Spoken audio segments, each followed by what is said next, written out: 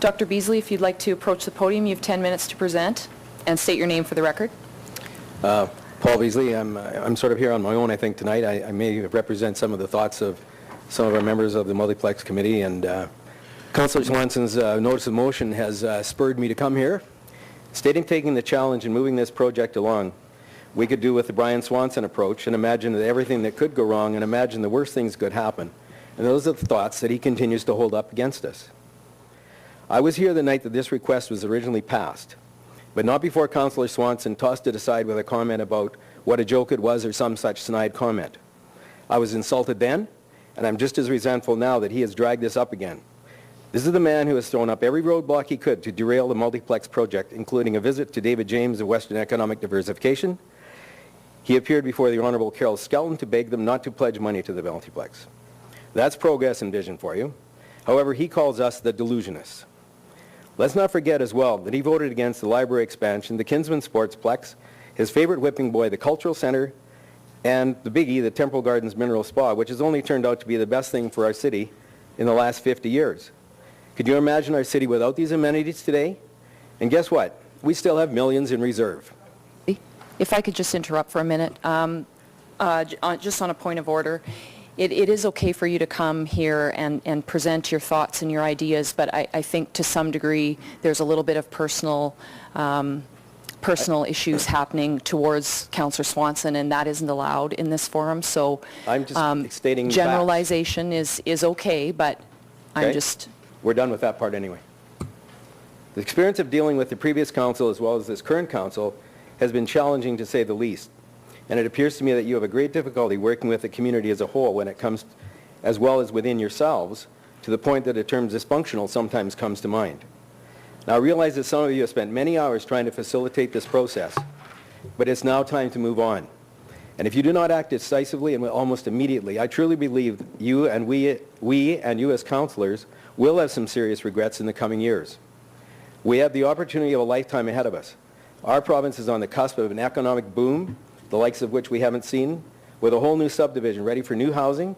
We have a $4 billion polygenerational plant ready to open 20 miles down the road. A booming downtown next door to all our new amenities with a spa expansion, the River Street redevelopment also on the horizon. We now need the Multiplex more than ever. It's the amenities that the community has to offer that determines whether a company will locate here. Roads and sewers are a given. We have studied, consulted, discussed, engaged, steered, participated, voted, and postured for far too long, in my opinion. It's now time for action. If it's a tax increase it takes, then we have to do it.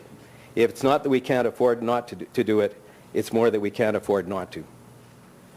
As far as the discussion with the mall as a partner in this exercise, I have no information regarding the details, but as I'm not what you would call a frequent shopper, but I have had occasion to frequent those premises and found that many of the shops are closed, the businesses have left and not been replaced. Nowhere were this group to be found in any previous negotiations with Mr. Bowen or myself or our committee, and now at the last minute they seem to want to be involved. They had no conscience 30 years ago when they coerced many downtown business to the mall, and now that the downtown is the place to be, they want a piece of the action.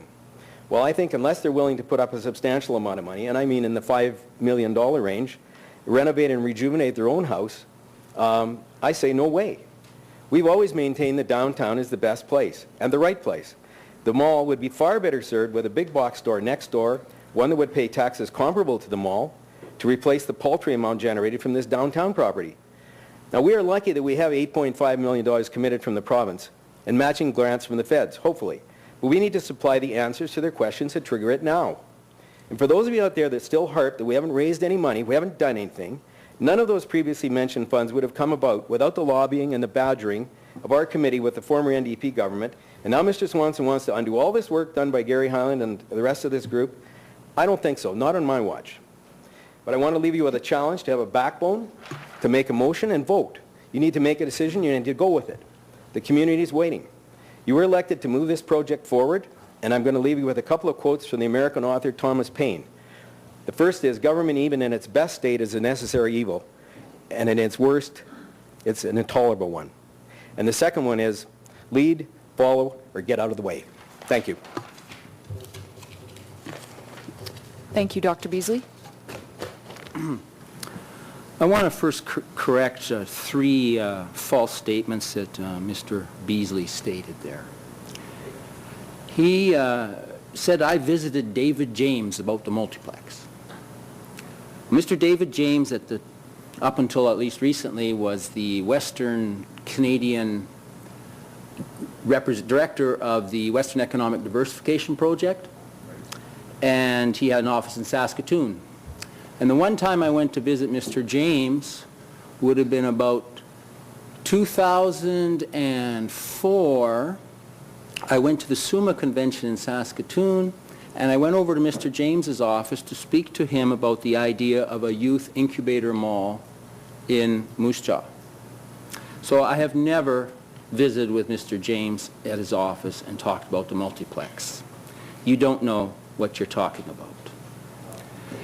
Mr. Beesley stated that I was against the Kinsman Sportsplex pool. Again, you're completely wrong. And that's why I record votes. And you'll find over a period of 2.5 years, there's no shortage of recorded votes. And on every one, I was in favor of the Kinsman Sportsplex pool. And I took a lot of heat from a lot of people, including some people sitting near you, about wanting to do the Kinsman Sportsplex pool. So again, you're completely wrong. I'm against the Cultural Center. Well, I wasn't on council, Mr. Beesley, when it was decided to build the Cultural Center. Again, you're completely wrong. It refers to the owners of the mall having no conscience 30 years ago. Well, I think we've been through about 4 changes of ownership at least at the mall, and I think that the present owners will be very interested in hearing your comments about how they wouldn't want to negotiate with you, and I anticipate you mean you and Mr. Bowen. Yes. Non-elected officials in the mall should somehow enter into negotiations with you guys. That's a good point. It wasn't a negotiation, it was a discussion. Okay. We have a committee group. Well, Mr. Beesley had his chance at the podium, and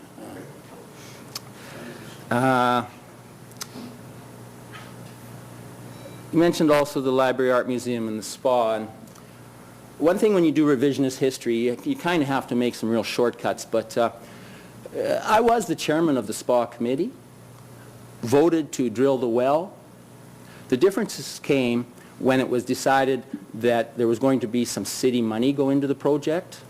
And my position was if there's city money to go into the project, then the city should examine what its options, not what some small group who thinks they should run the city without being elected thought should happen. It started off about this living a life of few regrets. Well, I got to tell you, Mr. Beesley, I don't have any regrets. And I'm not sure I can say that about a lot of people whom I have seen on this council, how easily they were pushed around with phone calls to their home and changing of positions. I have no regrets about what I'm doing. I present my case with statistics and facts, and some really distorted version of reality it must be to think that for 4 years, every vote here, 6-1, 5-2, and I get blamed. And I've been thinking about that a lot in the last few days, and I realize that really what it comes down to for multiplex supporters, in face of all the statistical evidence and all the costs and what drives us, and I've come to the conclusion, it's just a huge sense of entitlement.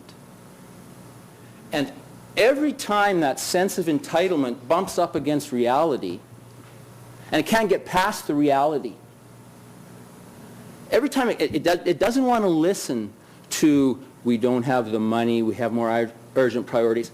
What that sense of entitlement does when it bounces up against reality and can't get past it, it looks for a scapegoat. You want somebody to be the patsy.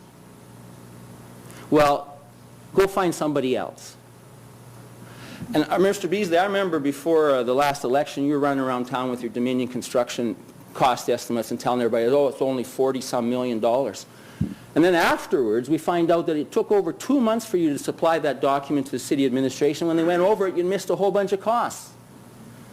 And the difference between you and me is I'm elected here and I'm accountable and I'm responsible. You're not. And that's why you can run around saying all kinds of things that are factually incorrect. And I urge you to consider 17 and a half months from now letting your name stand so that you can have a privilege of sitting here and have people come up and make all these wild accusations that are baseless and look for a scapegoat because you're trying to flog something that won't work.